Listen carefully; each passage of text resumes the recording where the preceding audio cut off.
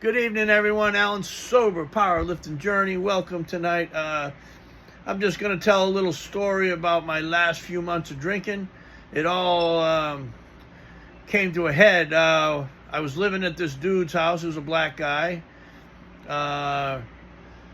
who was getting a check, a crazy check. I tell you something. He kicked me out, and then I slept on this other girl's couch at family. I was homeless. Slept on her couch for a little while, and she kicked me out, and I had nowhere to go. I had nothing but a spring jacket on my back, a bag of my own stuff. I had nothing left, basically. Nothing to my name. And I called 911.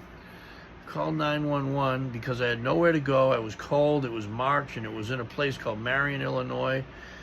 I told them and lied that said I wanted to kill myself.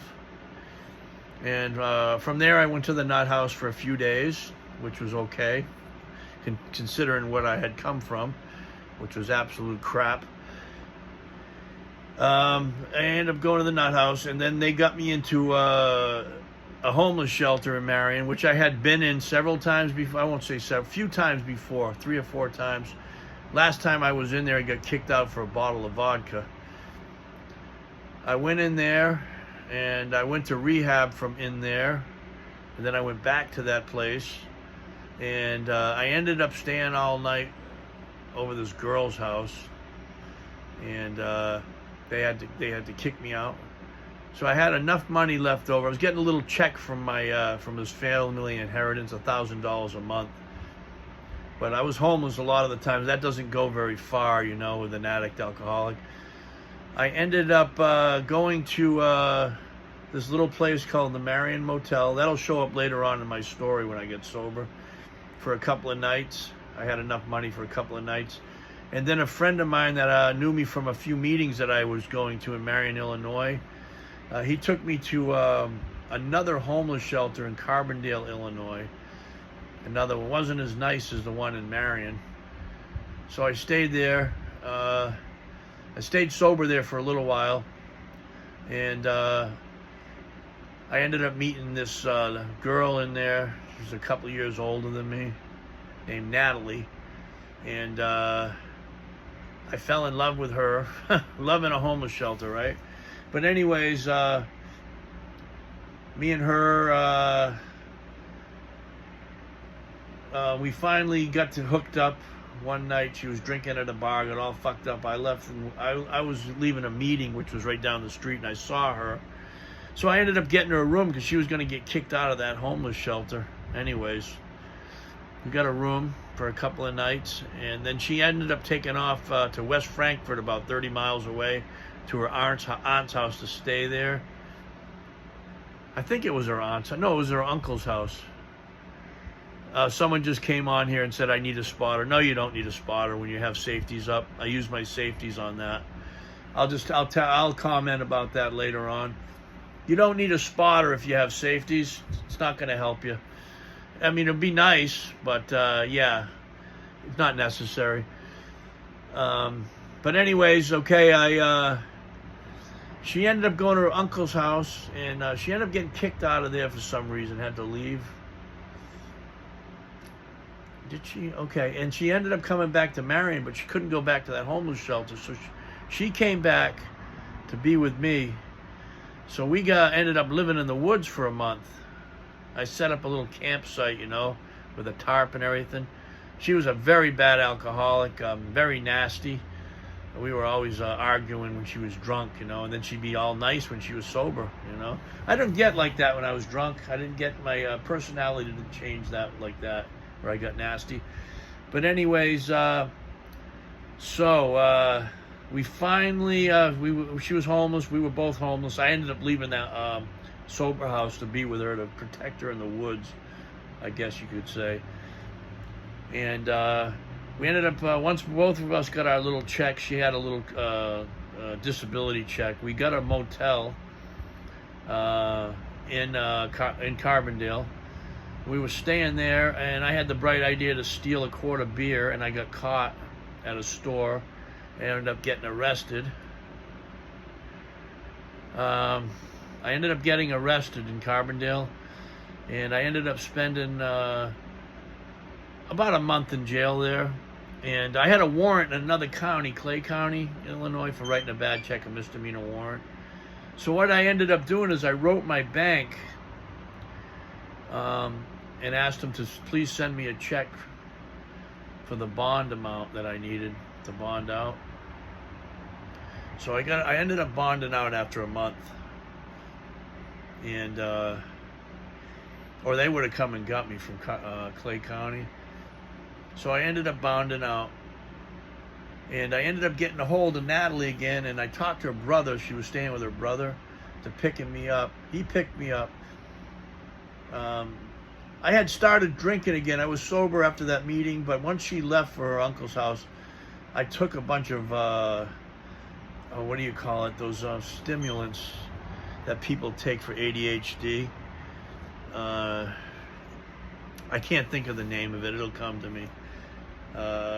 Ritalin. I took a bunch of those.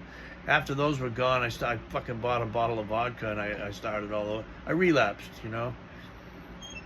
Anybody that's a real alcoholic out there, an addict, you can't use anything mind-altering. If you think you're going to get away with smoking a little weed, you might think you're getting away with it, but eventually you're just going to relapse on your drug of choice. I know that pretty much for a fact now. I've seen it happen so many times. But anyways, so I ended up moving in with her and her brother, and then we ended up getting our checks again, and we ended up getting another little motel. I think it was only $120 a month or something like that.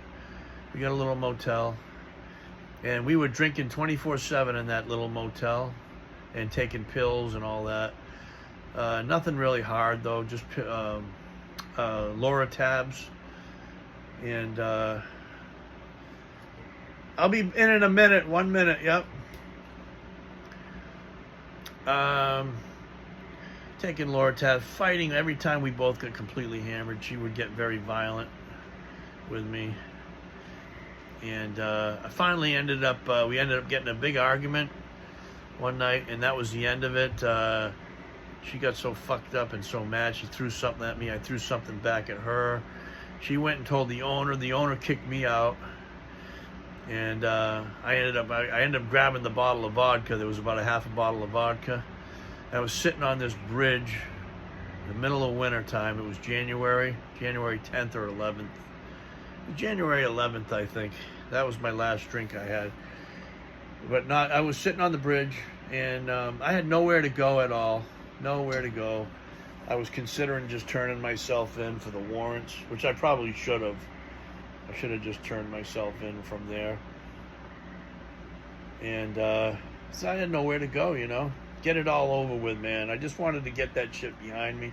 I had a warrant for in only Illinois, Richland County, for under 5 grams of methamphetamine personal use. I had absconded from probation, so I was wanted for that, and I was wanted for that misdemeanor check in Clay County, the county over. So I ended up going back to the motel like a dummy, and the cops came. I got arrested, and I was pretty much forthcoming with them. I told them that I had warrants in 2 other counties, and I wasn't going to give them a hard time or whatever. And I threw it out there, can I have one more drink before you guys arrest me? So they actually let me have 2 shots of vodka, and they let me smoke. They both smoked. One of them gave me even Newport even. So that was my last drink, was under the guise of the West Frankfort police. Forever grateful for those guys. They were very nice to me when they arrested me.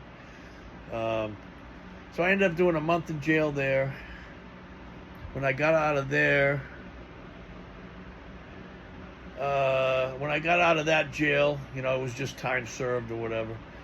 I had to go to Clay County. Clay County came and got me. Nobody was going to bond me out anymore. That was over with. I went to Clay County, did a month there, and then I went to Richland County, and I faced the absconding on the felony possession of under 5 grams of methamphetamine. And I got sentenced to 3 years, and I ended up doing after I got sentenced, I ended up doing about 8 months of that. In Illinois, you only have to do, I won't say only, but You only have to do half the time at that time. I think they changed the law now. So any non-violent offense, if you got 3 years, they cut it down to a year and a half. Plus, they gave me credit for the time I was in county jail, a few months for that. And then I got into a program called CDC, and they cut some months off of my time doing that. So it only ended up, out of 3 years, it only ended up being, I ended up going in there in May. I was out in right after Thanksgiving, so it wasn't a real long stretch. But I never turned back after that, man. I was going to meetings when I got locked up, and that was in 2015, and I never looked back. I stayed sober the whole time. I never wanted to go back to that life again. I chose a different lifestyle. But anyways, that's all I got tonight. I'll talk to you later. Good night.